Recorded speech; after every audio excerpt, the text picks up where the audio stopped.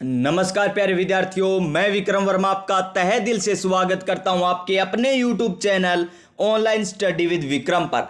तो प्यारे विद्यार्थियों, आप सभी स्वस्थ होंगे, मस्त होंगे और बीएसटीसी एग्जाम की तैयारी में व्यस्त होंगे। और इसी तैयारी को और मजबूत और शानदार बनाने के लिए हम कर रहे हैं बीएसटीसी एग्जाम 2024 के लिए संपूर्ण हिंदी। और आज हमारी 16 नंबर क्लास रहने वाली है, यानी इससे पहले हम कितनी क्लासें कर चुके हैं?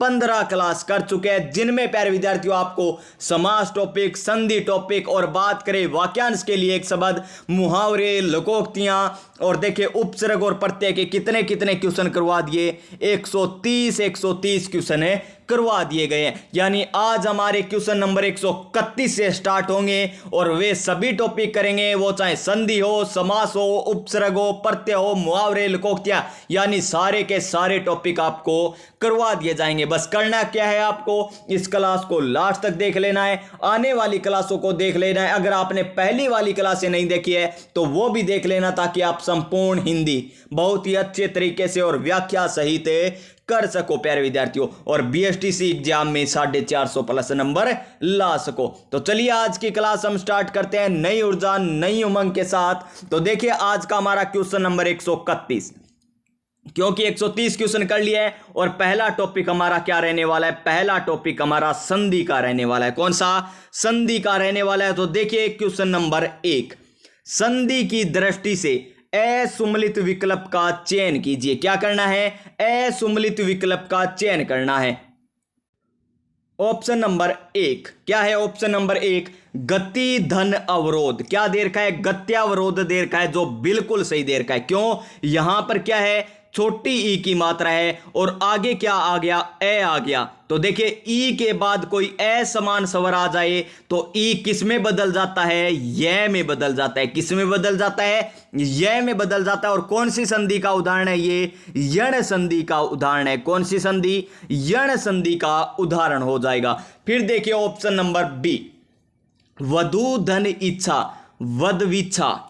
क्या ये सही दे रखा है? बिल्कुल गलत दे रखा है। क्यों दे रखा है प्यारे विद्यार्थियों? देखिए यहां पर वधु क्या है? वधु में ऊ कैसा दे रखा है? में छोटा दे रखा है। और आना कैसा चाहिए था? बड़ा ऊ आना चाहिए था। कौन सा ऊ आना चाहिए था? बड़ा ऊ आना चाहिए था। यानी यहां पर हमें क्या दे रखा है? वधु में ऊ की मात्रा छोटी दे रखी है। आना क्या चाहिए था? ऐसे आना चाहिए था, वधु। इस प्रकार वधु धन इच्छा, तो ये सही संधि विच्छेद हो जाता वधविच्छा। हमें यह क्या दे रखा है? गलत दे रखा है। यानी असुम्मिलित विकल्प का चयन कीजिए। तो असुम्मिलित कौन सा हो जाएगा? ऑप्शन नंबर बी असुम्मिलित हो जाएगा। फिर देखिए ऑप्शन नंबर सी भी देख लेते हैं, ऑप्शन नंबर डी भी देख लेते हैं किस प्रकार यहां पर संधि विच्छेद कर रखा है या संधि कर रखी है। तो देखिए मधु धन अरि मधवरी, मधवरी यानी इसमें भी यण संधि है, बिल्कुल सही है ये भी। भ्रातृ प्लस उपकार भ्रातृपकार, ये भी बिल्कुल सही है। इसमें भी कौन सी संधि हो जाएगी? यण संधि हो जाएगी। देखिए छोटा ऊ ही हमें दिखाई दे रहा है, यहां पर भी छोटा ऊ है। तो देखिए यहां पर भी कौन सी संधि? यण संधि। यानी 1 नंबर, 3 नंबर और 4 नंबर बिल्कुल सही है। लेकिन ऑप्शन नंबर 2 हमें क्या दे रखा है? असुम्मिलित दे रखा है। क्या दे रखा है? ऑप्शन नंबर बी असुम्मिलित दे रखा है। देख लीजिए इसका सही आंसर वधु धन इच्छा वधविच्छा, ये हमें सही हो जाएगा आंसर। क्वेश्चन नंबर नेक्स्ट, किस विकल्प में संधि विच्छेद सही नहीं है? संधि विच्छेद सही नहीं है ये हमें बताना है। तो देखिए जातीय अभिमान, तो देखिए जातीय अभिमान का देखिए क्या कर रखा है? जाति प्लस अभिमान, जाति प्लस अभिमान कौन सी संधि? यण संधि। कौन सी संधि? यण संधि, बिल्कुल सही है। फिर देखिए वागघरी, क्या है? वागघरी यानी वाक्य धन हरि, वाक्य धन हरि दे रखा है। और फिर देखिए पुरोहित में पूरे यहां पर विसर्ग और फिर क्या दे रखा है? हित दे रखा है। और नारायण में देखिए नर धन अयन, तो इसमें कौन सी संधि हो जाएगी जो हमें सही नहीं दे रखी है? तो कौन सी?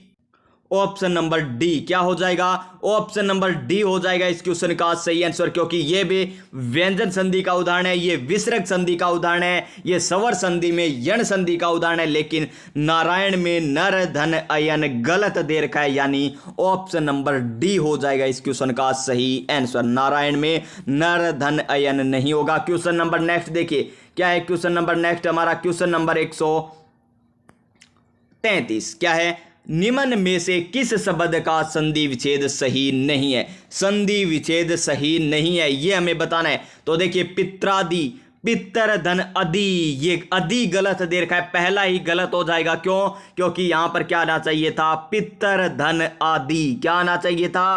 पितर धन आदि आना चाहिए था, क्योंकि यहां पर किसकी है मात्रा है?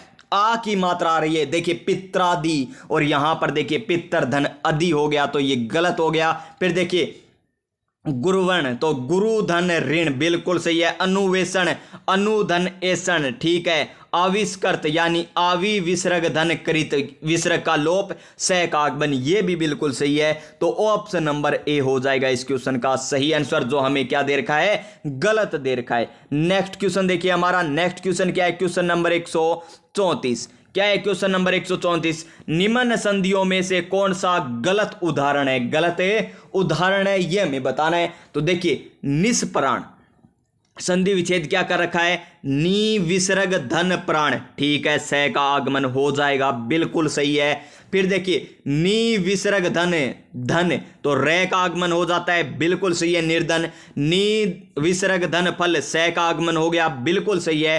फिर देखिए नी विसर्ग धन रासा, ये रासा नहीं आशा होता, तो ये बिल्कुल सही हो जाता निराशा। क्या हो जाता? निराशा, बिल्कुल सही हो जाता। तो यहां पर ये हमें गलत दे रखा है, यानी इस क्वेश्चन का right answer option number D हो जाएगा। Question number 135। क्या है क्वेश्चन नंबर 135? किस शब्द का संधि विच्छेद सही नहीं है? देखिए आज कितने अच्छे लेवल के क्वेश्चन है। संधि विच्छेद सही नहीं है, तो देखिए अनुष्ठान, अनुधन स्थान, क्योंकि सत किस में बदल जाता है? सत बदल जाता है प्यारे विद्यार्थियों सठ में। किस में? सठ में बदल जाता है, यानी अनुष्ठान हो जाएगा, बिल्कुल सही है। व्यंजन संधि का उदाहरण है।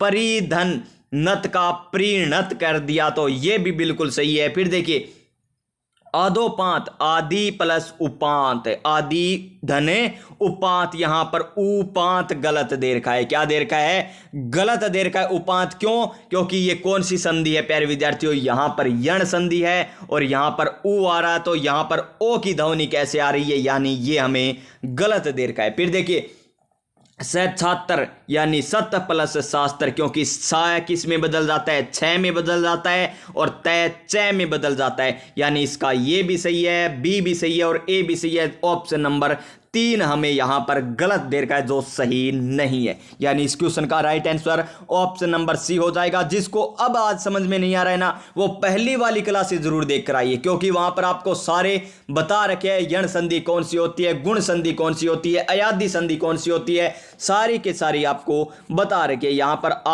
अधोपांत में आदि प्लस उपांत, ये हमें गलत दे रखा है। फिर देखिए हमारा नेक्स्ट, इनमें से कौन सा संधि शब्द सही नहीं है? संधि शब्द सही नहीं है। मन विसर्ग धन ताप, तो मनस ताप हो गया, बिल्कुल सही है। नी विसर्ग धन रोग, निरोग हो गया, बिल्कुल सही है। थथा प्लस एव, थते हो गया। और कौन सी संधि है यहां पर? यहां पर हो जाएगी वर्दी संधि। कौन सी संधि? वर्दी संधि हो जाएगी। और बात करें हम ऊपर, यहां पर विसर्ग संधि, यहां पर भी विसर्ग संधि। फिर देखिए रवि धन इंदर, तो क्या होना चाहिए था? रविंदर होना चाहिए था।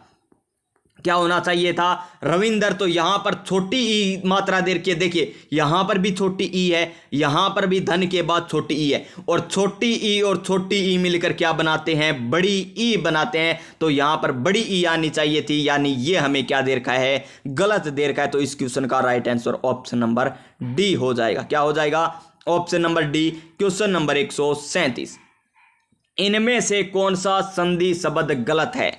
संधि शब्द गलत दे रखा है, यह हमें बताना है। सत धन मार्ग, सदमार्ग, सत धन गति, सदगति, चित धन में, चिन्मय, और सत धन जय, सज्जन। तो इसका सही आंसर क्या हो जाएगा? सत धन मार्ग, सदमार्ग, ये हमें गलत दे रखा है।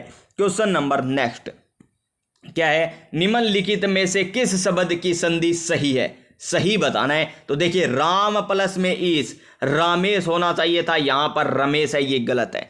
शीत धन ऋतु, शीतर्तु, ये क्या है प्यारे विद्यार्थियों? फिर देखिए गति धन अवरोध, ये भी क्या है? गलत दे रखा है। फिर देखिए गलत दे रखा है क्या? नहीं प्यारे विद्यार्थियों, ये तो बिल्कुल सही है। गलत कैसे है? ये तो बिल्कुल सही है। आगे देखिए, आगे वाले ऑप्शन और देख लेते हैं। गति धन अवरोध, तो क्या होता, गत्यवरोध होता। क्या होता, गत्यवरोध होता। तो यहां पर तो हमें गत्यावरोध दे रखा है, यानी ये भी गलत हो गया। फिर देखिए स्त्री प्लस उचित, क्या होना चाहिए था इसका, सत्रियोचित। क्या त्रय आधा आता, फिर ये आता, फिर यहां पर छोटा आ जाता, ये होता इसका सही संधि विशेष सत्रियोचित। और यहां पर ये भी हमें गलत दे रखा है। तो सही कौन सा दे रखा है, शीत धन ऋतु, शीत ऋतु हमें बिल्कुल सही दे रखा है, यानी ऑप्शन नंबर बी हो जाएगा इस क्वेश्चन का सही आंसर। क्या हो जाएगा, option number B. Next question देखिए क्या है, नेक्स्ट क्वेश्चन किस, क्या है, किस शब्द में संधि सही नहीं है ये हमें बतानी है। तो देखिए सत धन चरित्र, चरित्र यानी च का आगमन हो जाता है, उसी वर्ण का आगमन हो गया, बिल्कुल सही है। वाकय धन ईस, वागीस, क्योंकि पहला वर्ण तीसरे वर्ण में बदल जाएगा, बिल्कुल सही है। सट धन आनन, सडानन, बिल्कुल सही है। और तत् धन उपरांत, तदोपरांत, ये कैसे हो गया प्यारे विद्यार्थियों, यहां पर तो ऊ आ रहा है, क्या आ रहा है, ऊ आ रहा है, यहां पर ओ की ध्वनि आ रही है, यानी ये गलत हो जाएगा। ऑप्शन नंबर डी हो जाएगा इस क्वेश्चन का सही आंसर। क्वेश्चन नंबर 140, क्या है क्वेश्चन नंबर 139, निम्नलिखित में से कौन सा शब्द संधि रहित है, संधि रहित हमें बताना है। तो देखिए फलस्वरूप, तल्लीन, परिणाम या अनुच्छेद। तो इसका सही आंसर क्या हो जाएगा, ऑप्शन नंबर ए फलस्वरूप। क्या हो जाएगा, ऑप्शन नंबर ए हो जाएगा सही आंसर। देखिए अब तक हमने कितने क्वेश्चन कर लिए, 10 क्वेश्चन किए। किसके, संधि के हमने 10 क्वेश्चन कर लिए। अब हम 10 क्वेश्चन किसके करेंगे, मुहावरे और लोकोक्तियों के। किसके, मुहावरे और लोकोक्तियों के 10 क्वेश्चन करने वाले हैं। तो देखिए 10 क्वेश्चन में से हमारा पहला क्वेश्चन, तो देखिए मुहावरे के क्वेश्चन नंबर 1 क्या है, मुहावरे का युक्ति युक्त अर्थ नहीं है, यानी कौन सा अर्थ सही नहीं दे रखा ये हमें बताना है। हाथ मारना, लाभ उठाना, बिल्कुल सही है। सिर धुनना, शोक करना, बिल्कुल सही है। नानी मरना, अत्यंत दुख होना, जी हाँ प्यारे विद्यार्थियों, अगर किसी की नानी मर जाती है ना तो अत्यंत दुख होता है, यानी नानी मरना, अत्यंत दुख होना। और फिर देखिए सिर फिर जाना, सिर फिर जाना, घूम जाना, ये गलत दे रखा है। सिर फिर जाना इसका मतलब ये थोड़ी है घूम जाना, तो ये युक्ति युक्त अर्थ नहीं है, यानी ऑप्शन नंबर डी हो जाएगा इस क्वेश्चन का सही आंसर। सिर फिर जाना, घूम जाना। क्वेश्चन नंबर 132, क्या है क्वेश्चन नंबर 132, निम्नलिखित में से मुहावरा कलेजे से धक से रह जाना क्या अर्थ है। मुहावरा कलेजा धक से रह जाना का क्या अर्थ है, डर जाना, मन को शांति मिलना, खोटा या घातक व्यक्ति या बहुत गंभीर बीमारी होना। तो डर जाना यानी मुहावरा कलेजा धक से रह जाना, कलेजा धक से रह जाना यानी डर जाना बोले तो ऑप्शन नंबर ए हो जाएगा इस क्वेश्चन का सही आंसर।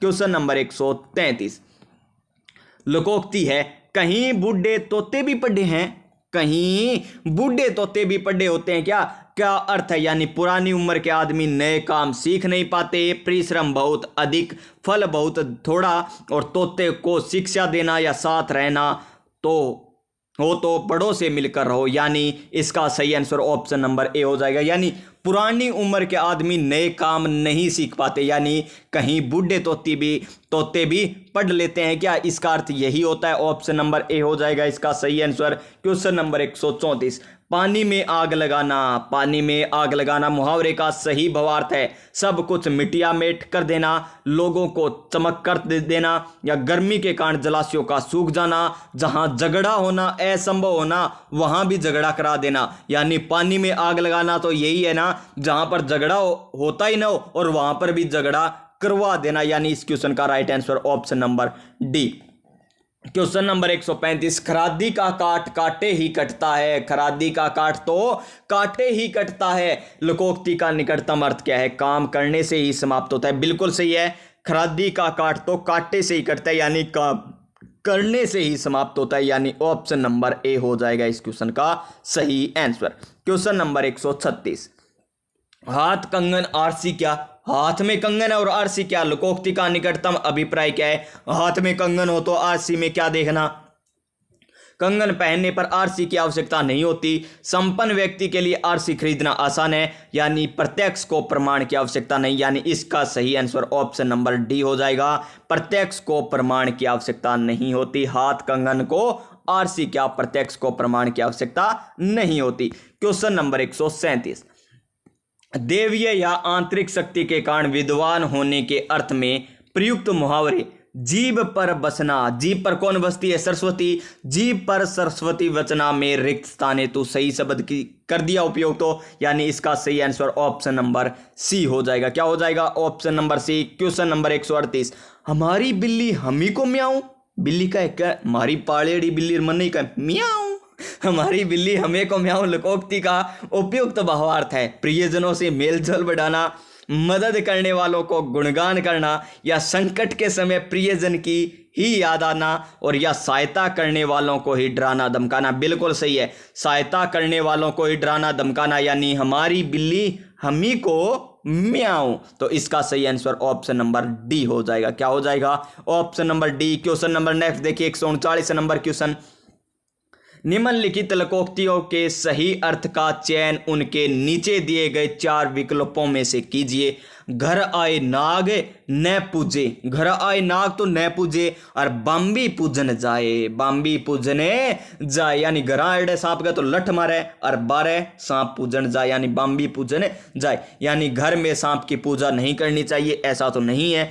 तुच्छ और अल्प वस्तु में बहुत बड़ा काम नहीं हो सकता, यह भी गलत है। अवसर से लाभ न उठाकर उसकी तलाश में परेशान होना, या किसी अन्य काम से किसी अन्य काम का लाभ, यानी इसका सही आंसर यही हो जाएगा। यानी गरा एडे सांप की पूजा ही कौन करी, यानी अवसर मिलो और लाभ को नहीं उठायो, और फेर बेंगे तलाश में जान लाग रही, यानी ऑप्शन नंबर सी हो जाएगा इस क्वेश्चन का सही आंसर। क्वेश्चन नंबर नेक्स्ट देखिए, तबेले की बला बंदर के सिर, तबेले की बला बंदर के सिर उक्त लोकोक्ति का उचित भावार्थ है। तबेले की बला बंदर के सिर, कम सामग्री से काम पूरा करना, अपराधी को और कोई दंड किसी और को, यानी अपराधी कोई और दंड के और देने लग रहे हैं, यानी तबेले की बला और बंदर के सिर, यानी इसका सही आंसर यही हो जाएगा ऑप्शन नंबर बी। क्या हो जाएगा?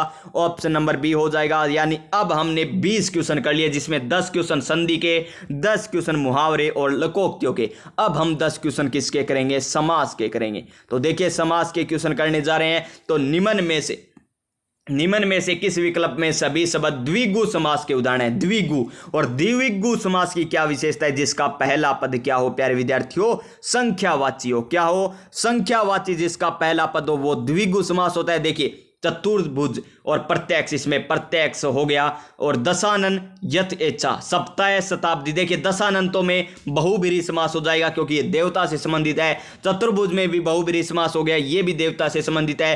त्रिलोचन में भी बहुब्रीहि समास हो गया क्योंकि ये भगवान शिव से संबंधित है। लेकिन सप्ताह का पहला पद 7 आ रहा है और शताब्दी का पहला पद क्या आ रहा है? 100 आ रहा है, यानी संख्यावाची आ रहा है। तो इस क्वेश्चन का right answer option number C हो जाएगा। क्या हो जाएगा? Option number C. Next question देखिए हमारा, समास की दृष्टि से अनुचित विकल्प को पहचानिए। तो देखिए दशानन, दस है आनन जिसके बहुब्रीहि समास, बिल्कुल सही है। धर्म भ्रष्ट, वह जो धर्म से पतित हो गया हो, वह जो धर्म से पतित हो गया हो, धर्म भ्रष्ट।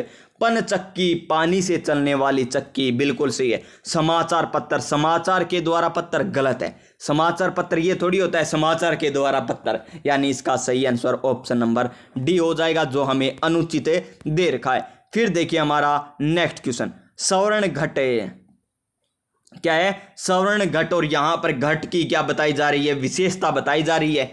क्या बताई जा रही है? घाट कैसा है? सवर्ण जैसा, यानी सवर्ण में घट या घट में सवर्ण या सवर्ण का घाट, या बिल्कुल सही है सवर्ण का घट बोल दीजिए। ऑप्शन नंबर सी हो जाएगा इसका सही आंसर, और क्रमधारय समास हो जाएगा। फिर देखिए नेक्स्ट क्वेश्चन, और नेक्स्ट क्वेश्चन क्या है? कौन सा विकल्प द्वंद्व समास का उदाहरण नहीं है? द्वंद्व समास का उदाहरण नहीं है, ये हमें बताना है। तो देखिए ऑप्शन नंबर 1 कृष्णार्जुन या कंकर पत्थर, भक्ष्या भक्ष्य, भक्ष्या भक्ष्य या 25, या मकर ध्वज या अंशुमाली। फिर देखिए थोड़ा बहुत या उचित अनुचित, उचित अनुचित, थोड़ा बहुत उचित अनुचित, ये ठीक है प्यारे विद्यार्थियों। तो इसका सही आंसर क्या हो जाएगा? ऑप्शन नंबर सी हो जाएगा, मकर ध्वज और अंशुमाली। यहां पर द्वंद्व समास नहीं है, बाकी सभी में है। फिर देखिए शाखा मृग, क्या है, शाखा मृग होता तो ये सही होता, शाखा मृग। देखिए शाखा मृग शब्द में समास है, कर्मधारय है, तत्पुरुष बहुब्रीहि द्वंद्व। तो शाखा मृग में देखिए क्या बताई जा रही है, विशेषता, यानी इसमें कर्मधारय समास हो जाएगा। और देखिए कौन सा समास हो जाएगा, कर्मधारय समास हो जाएगा। और यहां पर बहुब्रीहि समास क्यों दे रखा है, क्यों दे रखा है प्यारे विद्यार्थियों बहुब्रीहि समास, क्योंकि यहां पर शाखा मृग, क्या शाखा मृग की बात करें तो ये देवी देवताओं से संबंधित आ गया, तो यहां पर बहुब्रीहि समास से हो जाएगा अगर ऑप्शन में हो तो। अगर ऑप्शन में ना हो तो कर्मधारय समास हमारा बिल्कुल